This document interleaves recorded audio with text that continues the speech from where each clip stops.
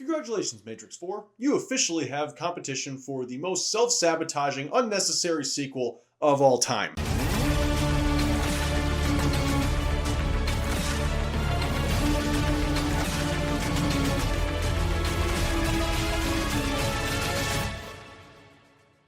So I recently posted a spoiler-free review of Joker Folie, Deux, and if you haven't seen that, highly suggest going to check that out. I'm just going to be talking about details in the movie that I didn't like, and this is more explicit stuff, so if you haven't seen the movie and you don't want to have anything ruined for you, then highly suggest clicking off and going to watch my spoiler-free review. Plus, that gives you my final thoughts and overall score, how I'd rate the film. This is just going to be me ranting, basically. And we are getting into spoilers in 3, 2, 1. Spoilers begin now. So I'm just going to say this. This movie doesn't do anything worth justifying its own existence. All you have is Arthur in Arkham, Arthur in the courtroom, Arthur in lockup, and then Arthur dies. There's nothing interesting happening here. A lot of this is just, hey, remember this from the old movie? And hey, remember this character from the old movie? They're going to talk about what they did in the old movie. Remember the old movie? And the whole time I'm thinking, yeah, I do remember the old movie. I wish I was watching the old movie, not this movie. This movie sucks. Harley Quinn, what's the point of her? She really has no purpose in being here at all. They put a little bit of a twist on her origin. Oh, she's not a psychiatrist, she's an inmate.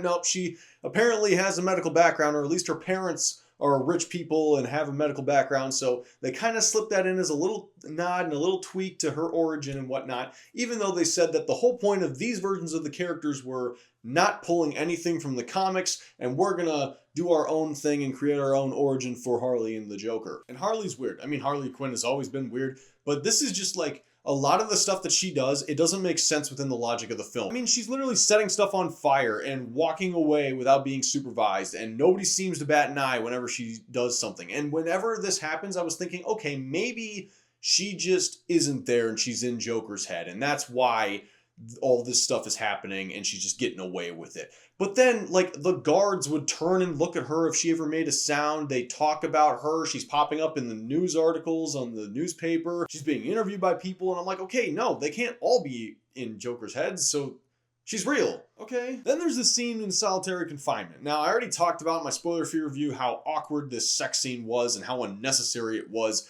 But the fact that Harley Quinn got into solitary confinement with Joker makes absolutely no sense. The whole point of solitary is isolating one of the inmates. They are getting contact from no one, and yet she's in the cell. It'd be one thing if this was like a, she's really one of the guards undercover, but no, she's an inmate. She checked herself in. She may not be totally whacked out or anything, or at least not to the same degree as some of the other inmates. She doesn't just get a free pass to break into whatever solitary confinement cell she wants. And then after that, the only interesting thing she ever does is in Joker's head, so it's not even real. So she doesn't do anything interesting at all, other than dress up in the Harley Quinn-esque look, I guess. And most of the shots from the trailer aren't even in the movie, so that's freaking great. But she doesn't even have a purpose other than just being a stalkerish Joker fangirl and kind of exploiting him. At one point, she tells Joker that she's pregnant after they hooked up in the solitary confinement cell, which was the freaking weirdest thing. And then later at the end of the movie, Joker is like, wait, you're gonna have a baby and we're gonna be together. And she kind of just looks at him a little deadpanned after he decided to do the whole there is no Joker defense and plead guilty essentially. And then she just kind of leaves him. And the whole time I'm thinking, at first I was thinking, oh, she's going to say that there was no baby. She was just saying that to string them along. But she never dispels it. So now I can't help but wonder, like, okay, are Arthur Fleck and Harley Quinzel, Dr. Harleen Quinzel, a.k.a. Harley Quinn, the real Harley Quinn, are they her parents? Is that who this baby is? I mean, we already get the Joker appearing at the very end, the real Joker, because apparently the Joker we've been following for the past 2 movies, oh no, he's not the real Joker. It's the guy who just randomly shows up at the end, who just shanks Arthur in the chest several times and then carves a smile into his face.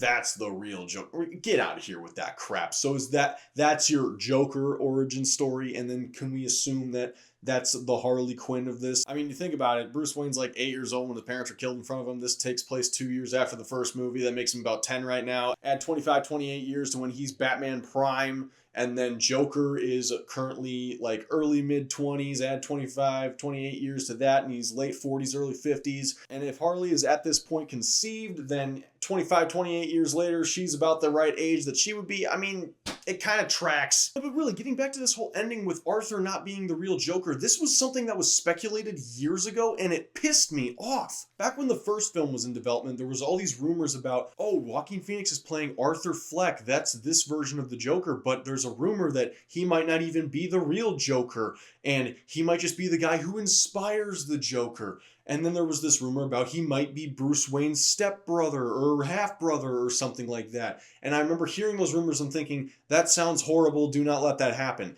And the man who inspired the Joker thing didn't pan out in the first film, but they did tie in a little bit to that Bruce Wayne half-brother thing, but they left it ambiguous and they didn't confirm or deny, and it leaned into the whole idea of the unreliable narrator and not knowing who to trust and what information is legit, and that was a really interesting theme and narrative device in that film. In this one, we're just straight up saying, oh yeah, no, he's just dead. And the real Joker, it was that random dude. Yeah. So you couldn't let that go? You couldn't let that man who inspired the Joker thing go? I mean, I guess this does make more sense with some of the comments that Todd Phillips has been making in the media recently. I mean, I guess that makes sense because this isn't the real Joker, I guess. This is just Arthur, and Arthur isn't the Joker, and what was the point of these movies then? If you really were so hell-bent on making something that was completely different from the comics and not related to the character's origins and ties to the source material at all, and you were making your own creative thing, why then did you have to double down and then just say, oh yeah, by the way, screw you, none of this mattered? Really? All of a sudden now you want to pull from the comic book well and you want to make a Joker who's just a random dude and a force of nature and has no identity and no background or anything, and now he's going to carve a smile into his face like he's Heath Ledger's Joker? You didn't want to take inspiration from literally anything else, but suddenly now you're going to backpedal because you don't have the balls to commit to your own idea? Really, dude? This is exactly why I and a lot of other people who really enjoyed the first film were saying, do not touch this film. This works so great as its own thing. Don't ruin it. And then, of course, because it made $1 billion, they had to greenlight a sequel. They threw an insane amount of money at it, thinking that it would just print more money if you spent more on it, which, when has that ever worked? But then Todd Phillips and Joaquin Phoenix both decide, hey, we're going to come back and we're going to do this, and it's going to be all the same people involved in the first one. And I'm like, okay, interesting. See how this goes. Todd Phillips doesn't have the best track record when it comes to sequels. I don't mind Hangover Part 2, but I certainly didn't care for The Hangover Part 3. This is got to be on the same level of Matrix 4 as just complete self-sabotage, which I think most people believe that Matrix 4 was a hack job put together by the writer just because Warner Brothers wanted to make a new Matrix movie. Whether or not you like Matrix Reloaded and Revolutions, they work as a more cohesive story together with the first film than the fourth one does. And that's exactly the case of Joker and Joker Folie Deux. This one, by itself, is a complete and utter spit in the face to everything good about the first film, much in the same way that The Last Jedi completely crushed everything set up in Force Awakens for subversion. I mean, Todd Phillips originally was saying that he just wanted to make the one movie, didn't want to make his second one, and Joaquin Phoenix never makes sequels. I mean, when has he ever? This is the first time. So I can't help but wonder if they just threw a bunch of money at him and said, look, we need you to make a Joker sequel, do whatever you want. And Todd Phillips just went, you know what, I'm going to make the worst movie I possibly can on purpose and just collect a paycheck because why not? I mean, he at least put some talent into it, and the actors aren't phoning it in by any means, but this just felt so mean-spirited to the original plot of the first film. Hi, sorry. I was editing and I forgot to mention something. There we go. So basically, the one thing that I wanted to point out that I forgot to mention earlier was, think of this ending if the roles were reversed and we were using a different character. Imagine if the Batman Part 2 came out and we got an ending that was less than desirable and completely flipped everything, much like this Joker film just did. Because The Batman 2022 is a very grounded and different take on the character, unlike some of the previous examples that we've seen in the past, even including the Dark Knight trilogy. But imagine if The Batman Part 2 instead was a musical that did nothing with the main character of Bruce Wayne, and by the end of the film, he gets shot dead by a GCPD officer, and then the camera suddenly cuts to a completely different actor, who then puts on a far more comic-accurate Batman suit and goes out to save Gotham, because that was the real Batman, not the one we've been following for the past 2 movies. For the people out there, if there are any, that are saying that this ending isn't all that big of a deal, I would say at least consider that idea. Okay, I really don't know why you would choose this as your conclusion to this story. He even said he's done, he's not coming back, Todd Phillips is not working on any more DC projects, this was his only time that he was going to be doing that, and he's not making a Joker trilogy, but still, I just feel so insulted by this. I was strung along trying to enjoy the movies best I could, just with some of the dark humor and some of the, the nice cinematography, and my appreciation for the first film definitely kept me engaged, but man, just to give me the finger before cutting to black, that is below the belt, man, and I really don't like that. But things I did like that I can talk about more in depth in this video. Again, Gary's cross-examination scene was really, really good. I think that Lee Gill, the guy who plays Gary, did a really good job. Really emotional performance. I always liked him in the first film, so seeing him come back in this was interesting. And I think that they could have done something a little bit more interesting with the old returning characters, but they made it fan service, and that was really lame. But no, when he's up there and he's talking about, like, you were always the one who was nicest to me, you never made fun of me, and now I can't sleep, you scared me, I'm scared of you right now. Like, that was just such a really well-written moment. And you can see how his testimony affects Arthur. Like, Arthur is truly troubled and is trying to put on this persona of the Joker to play to his defense, but he is bothered by this. And so from that respect, it could have worked really well to see his character go in a different direction. But just the way this ended and the way that how he starts in Arkham and then he ends up in Arkham by the end, as Jeremy Johns pointed out in his spoiler review, yeah, it basically makes this 2 hours and 20 minutes of nothing. This was also the scene where I felt like Joaquin Phoenix truly was being the Joker for once. The way he's making fun of Gary's name, just the way he's mocking, Southern lawyers and prosecutors with that foghorn leghorn accent as he's talking. He's being a buffoon, he's being an entertainer, he's going over the top. This is what the Joker does, and I was glad to finally see it. This was the most Joker thing he had done in either of the movies, honestly. And we get a little bit more of that too in the interview he had with Steve Coogan's character. I mean, he kind of slips into that, well, I'll tell you what's changed, Patty, and it was very reminiscent of what it's like out there, Murray. In the way he pronounces it, just the inflection in his voice in the first film. You can just tell when he's kind of slipping into that Joker mindset. Hey, sorry, one more time. There are just a lot of shots in this film that I really did like, and I wanted to say that the one in particular that you do see in the trailer, and I did allude to in my spoiler-free review, is the one where they lock Arthur in his cell, and you kind of get a camera through the slit in his cell door as he's sitting in the darkness with the glow from the sunset in the background, and he's lighting a cigarette, and then it pans out as they're playing That's Life by Frank Sinatra. I thought that shot was incredibly well done. It put a smile on my face, and that is one of the most iconic moments in this film that I will remember. Granted, there aren't a whole lot or nearly as many as there were in the first film, but if there is anything I can praise this movie for, cinematography-wise, it is that shot. Okay, yeah. So yeah, when it comes to the end and he's opening up and he's just like, there is no Joker, I was like really confused as to what they were doing here, because let's be real, the Joker from the comics, this dude doesn't have emotions. He just doesn't. Even in the Killing Joke, when we get the origin of him and everything,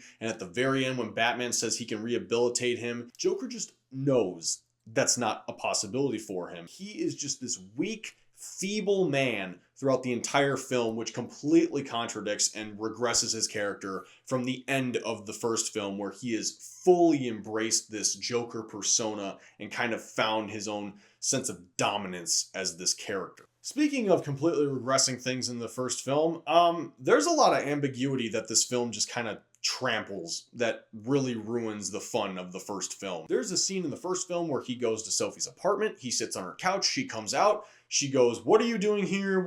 Your name's Arthur, right? You need to leave, please don't hurt me and my daughter." And then he's kind of staring at her, and that's where you find out that they never really had a relationship throughout the film like we thought they did. And then he leaves her apartment looking like a walking nightmare coming out of that room. And you don't know if she died or not. And that was really neat. And then I think someone who worked on the film had to be an idiot and confirm that, oh, he didn't kill her, and that really soured the experience. But then this film comes out and says, oh yeah, no, he definitely didn't kill her because here she is taking the stand testifying against him. Really? Also, they're kind of walking a few things back in this movie. So they say in this movie that he killed 5 people. Technically 6, but they don't know about his mom. So if you count up all of his victims, you got the 3 guys he killed on the subway who worked for Thomas Wayne. You got his mom, Penny Fleck. You got Randall, and you got Murray Franklin on live TV. Okay, that's 6 right there. But then at the end of the movie, you see him acting crazy around his psychiatrist. But then in the next scene, after he's done singing Frank Sinatra, he's walking down the halls of Arkham, leaving bloody footprints on the floor, implying that he just killed her. Now, it is totally possible that he just wounded her or bashed her head in or something like that, but didn't technically kill her. But you'd think that that would still at least come up in one of his charges as like an assault charge or something like that. And they just don't even talk about it. Now, the one thing I will point out is Arkham looks very clean in the first film as opposed to when you see it in the second film. I don't know why the halls are looking like a hospital in the first one and they look like a dungeon in the second one, but that's the creative choice they took. Is that their way of saying that that didn't happen and that was all in his head? I don't know, maybe. It is entirely possible, but I did think that was a really weird distinction and that they completely ignored that murder from the end of the first film. They also don't talk about the Waynes at all in this movie, and I get some people are going to be like, oh, well, they don't need to inject all this Batman stuff into this. It's just the Joker. Who cares? Well, you don't have Joker without Batman. You just don't. I mean, Bruce Wayne may not have been a prominent character in the first film, but the Waynes, Thomas Wayne certainly was. And now that they don't even talk about that, that doesn't come up in his defense as to Thomas Wayne wronged his mom and any of that. We don't talk about like the violence that his movement started that led to the death of the Waynes. That doesn't get mentioned once. I mean, we get Harvey Dent appears as the prosecutor, and then that explosion at the end peppers his face and marks it up, and they're like, oh, hey, look, he's Two-Face now, and we get that, but we don't get any mention of Bruce or Thomas or Martha. But whatever, I've rambled for way too long and talked way too much about this movie ad nauseum. Sorry, last one. So at the end of the film, when the credits rolled and I was staring at it like, are you kidding me? Did I really just watch that right now? I happened to overhear a gentleman in the same row as me in my theater turn to the person next to him and say, I guess the real Joker was the friends we made along the way. And that immediately snapped me out of my dumbfounded trance and caused me to start laughing hysterically like a complete idiot. So, yeah, just thought I'd share that. Okay, yeah, on with the review. So let me know down in the comments, did you like this? Did you hate it? Are you not planning on seeing it at all? Did you see my spoiler review? If you haven't, I highly recommend going and checking it out. That's where I give a little bit more of a film criticism of the film instead of just, rambling about the things I didn't like and what I kind of liked in this movie. It's a lot more in depth in that video, and I do give a final score out of 10, so I highly recommend just going and clicking on that one. If you want more stuff from me and you don't want to be waiting around for me to be editing and posting a new video because I don't post these quite as often as I wish I could, I highly suggest going down to the description, clicking on my links to my Letterboxd, my Serialized, my GG, and my Instagram account. Letterboxd is where I post my movie reviews, Serialized is where I post my TV show reviews, and GG is where I post my video game reviews. I am very active on all those platforms, so I highly suggest clicking the links and giving me a follow on each of them. If you want to stay up to date on when I'm posting new videos on here, click that subscribe button, like this video if you like this review, and until next time, God be with you, and take care.